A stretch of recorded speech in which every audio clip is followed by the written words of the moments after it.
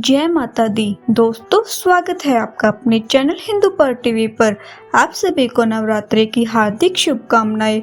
माता रानी आप सभी की पूजा को स्वीकार करे और आप सभी की मनोकामनाओं को पूरी करे।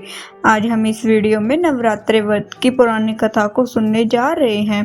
वीडियो को शुरू करने से पहले वीडियो को लाइक करें एंड चैनल को सब्सक्राइब करें। नवरात्रि व्रत की विधि। इस व्रत में उपवास या फलाहार आदि का कोई विशेष नियम नहीं है। प्रातःकाल उठकर स्नान करके मंदिर में जाकर या घर पर ही नवरात्रों में दुर्गा जी का ध्यान करके यह कथा पढ़नी चाहिए।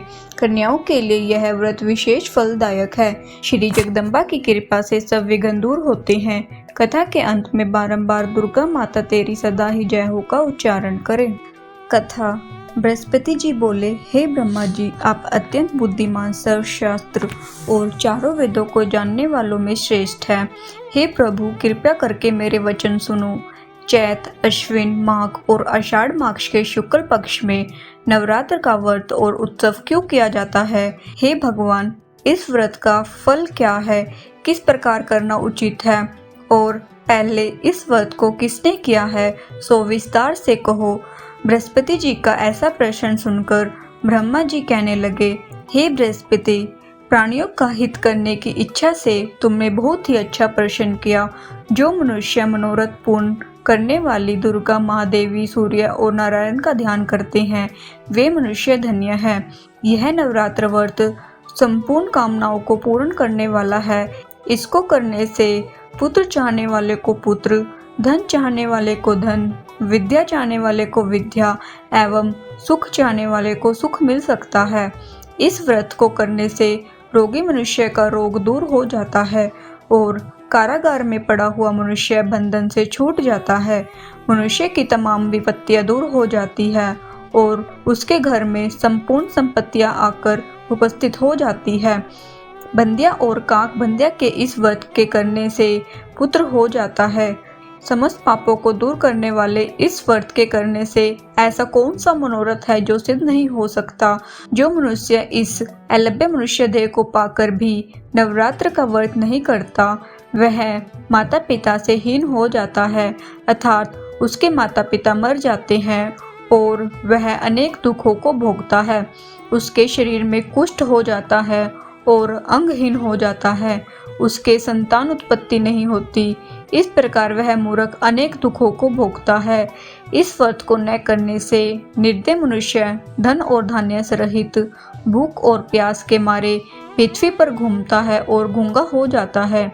जो सुहागिन स्त्री भूल से इस व्रत को नहीं करती है, वह पति से हीन होकर नाना प्रकार के दुखों को भोगती है। यदि व्रत करने वाला मनुष्य सारा दिन का उपवास न कर सके तो एक समय भोजन करे और उस दिन बांधवों सहित नवरात्र व्रत की कथा श्रवण करे। हे बृहस्पति, जिसने पहले इस महाव्रत को किया है, उसका पवित्र इतिहास मैं तुम्हें सुनाता हूँ। तुम सावधान होकर सुनो। इस प्रकार ब्रह्मा जी के वचन सुनकर बृहस्पति जी बोले, हे ब्राह्मण, मनुष्यों का कल्याण करने वाले इस व्रत के इतिहास को मेरे लिए कहो। मैं सावधान होकर सुन रहा हूँ। आपकी शरण आए हुए मुझ पर कृपा करो। ब्रह्मा जी बोले, पीठत नाम के मनोहर नगर में एक अनाथ नाम का ब्राह्मण रहता था। वह भगवती दुर्गा का भक्त था। उसके संपूर्ण सद्गुणों से युक्त मानो ब्रह्मा की सबसे पहली रचना हो। ऐसी यथार्थ नाम वाली सुमति नाम की एक अत्यंत सुंदर कन्या पैदा हुई। वह कन्या सुमति अपने घर के बालकपन में अपनी सहेलियों के साथ क्रीड़ा करती हुई इस प्रकार बढ़ने लगी जैसे शुक्ल पक्ष में चंद्रमा की कला बढ़ती हो। उसका पिता प्रतिदिन दुर्गा जी का होम और पूजा किया करता था। उस समय वह भी नियम से वहां उपस्थित होती थी। एक दिन वह सुमति अपनी सखियों के साथ खेलने लग गई और भगवती के पूजन में उपस्थित नहीं हुई। उसके पिता को पुत्री की ऐसी असावधानी देखकर क्रोध आया और पुत्री से कहने लगा, हे दुष्ट पुत्री, आज प्रभात में तुमने भगवती का पूजन नहीं किया। इस कारण मैं किसी कुष्ठी और दरिद्र मनुष्य के साथ तेरा विवाह करूंगा। इस प्रकार कुपित पिता के वचन सुनकर सुमति को बड़ा दुख हुआ और पिता से कहने लगी, हे पिताजी, मैं आपकी कन्या हूँ। मैं आपके सब तरह से अधीन हूँ। जैसी आपकी इच्छा हो वैसा ही करो। रोगी, कुष्ठी अथवा और किसी के साथ जैसी तुम्हारी इच्छा हो मेरा विवाह कर सकते हो। होगा वही जो मेरे भाग्य में लिखा है। मेरा तो इस पर पूर्ण विश्वास है। मनुष्य न जाने कितने मनोरथों का चिंतन करता है, पर होता वही है जो भाग्य में विधाता ने लिखा है। जो जैसा करता है उसको फल भी उसके कर्म के अनुसार ही मिलता है, क्योंकि कर्म करना मनुष्य के अधीन है और फल देव के अधीन है। जैसे अग्नि में पड़े हुए तृणादि उसको अधिक प्रदीप कर देते हैं, उसी तरह अपनी कन्या के ऐसे निर्भयता से कहे हुए वचन सुनकर उस ब्राह्मण को और अधिक क्रोध आया। तब उसने अपनी कन्या का एक कुष्ठी के साथ विवाह कर दिया और अत्यंत क्रुद्ध होकर पुत्री से कहने लगा, जाओ जाओ, जल्दी जाओ, अपने कर्म का फल भोगो। देखे केवल भाग्य भरोसे रहकर क्या करती है। इस प्रकार से कहे हुए पिता के कटु वचनों को सुनकर सुनती अपने मन में विचार करने लगी कि अहो, मेरा बड़ा दुर्भाग्य है जिससे मुझे ऐसा पति मिला। इस तरह अपने दुखों का विचार करती हुई वह सुनते अपने पति के साथ वन चली गई और भयानक वन में कुशायुक्त उस स्थान पर उन्होंने वह रात बड़े कष्ट से व्यतीत की। उस गरीब बालिका की ऐसी दशा देखकर भगवती पूर्व पुण्य के प्रभाव से प्रकट होकर सुमति से कहने लगी कि हे दीन ब्राह्मणी, मैं तुम पर प्रसन्न हूँ। तुम जो चाहो वरदान मांग सकती हो। तुम जो चाहो वरदान मांग सकती हो। मैं प्रसन्न होने पर मनवांछित फल देने वाली हूँ। ऐसा ब्राह्मणी का वचन सुनकर देवी कहने लगी कि मैं आदि शक्ति हूँ और मैं ही ब्रह्मा, विद्या और सरस्वती हूँ। मैं प्रसन्न होने पर प्राणियों का दुख दूर कर उनको सुख प्रदान करती हूँ। हे ब्राह्मणी, मैं तुझ पर तेरे पूर्व जन्म के प्रभाव से प्रसन्न हूँ।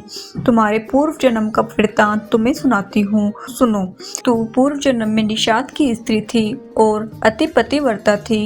एक दिन तेरे पति निषाद ने चोरी की। चोरी करने के कारण तुम दोनों को सिपाहियों ने पकड़ लिया और ले जाकर जेल खाने में कैद कर लिया। उन लोगों ने तेरे को और तेरे पति को भोजन भी नहीं दिया। इस प्रकार नवरात्र के दिनों में तुमने न तो कुछ खाया और न ही जल पिया, इसलिए 9 दिन तक नवरात्र का व्रत हो गया। हे ब्राह्मणी, उन दिनों में जो व्रत हुआ उस व्रत के प्रभाव से प्रसन्न होकर तुम्हें मनवांछित वस्तु दे रही हूँ।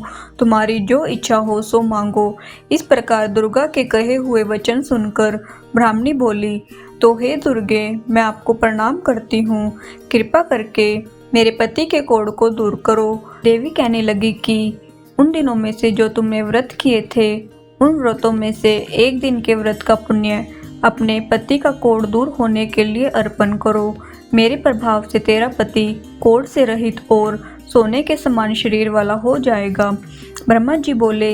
इस प्रकार देवी का वचन सुनकर वह ब्राह्मणी बहुत प्रसन्न हुई और पति को निरोग करने की इच्छा से ठीक है ऐसा बोली। तब तक उसके पति का शरीर भगवती दुर्गा की कृपा से कुष्ठहीन होकर अति कांति युक्त हो गया, जिसकी कांति के सामने चंद्रमा की कांति भी क्षीण हो जाती है। वह ब्राह्मणी पति की मनोहर देह को देखकर देवी को अति पराक्रमी समझकर स्तुति करने लगी कि हे दुर्गे, आप दुर्गत को दूर करने वाली, तीनों जगत का संताप हरने वाली, समस्त दुखों को दूर करने वाली, रोगी मनुष्य को निरोग करने वाली, प्रसन्न होने पर मनवांछित वस्तु को देने वाली और दुष्ट मनुष्य का नाश करने वाली हो।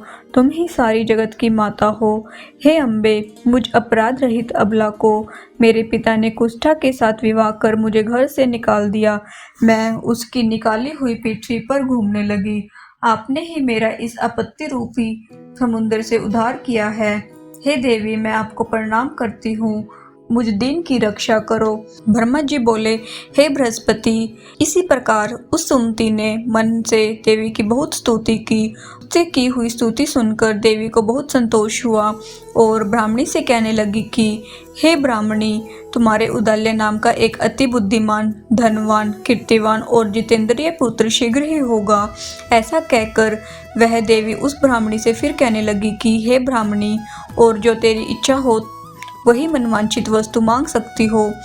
ऐसा भगवती दुर्गा का वचन सुनकर सुमति बोली कि हे भगवती दुर्गे, अगर आप मुझ पर प्रसन्न हैं तो कृपा करके मुझे नवरात्र विधि बताइए।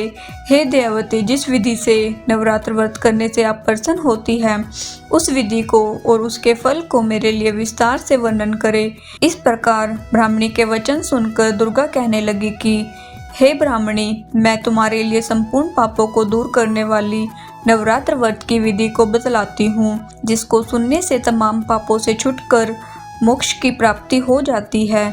अश्विन मास के शुक्ल पक्ष की प्रतिपदा से लेकर 9 दिन तक विधि पूर्वक व्रत करे। यदि दिन भर का व्रत न कर सके तो एक समय का भोजन करे। पढ़े लिखे ब्राह्मणों से पूछकर घट स्थापना करे और वाटिका बनाकर उसको प्रतिदिन जल से सींचे। महाकाली, महालक्ष्मी और महासरस्वती की मूर्तियां बनाकर उनकी नित्य विधि सहित पूजा करे और पुष्पों से विधि पूर्वक अर्घ्य दे। बिजोरा के फूल अर्घ्य देने से रूप की प्राप्ति होती है। जायफल से कीर्ति, दाख से कार्य की सिद्धि होती है। आंवले से सुख और केले से भूषण की प्राप्ति होती है।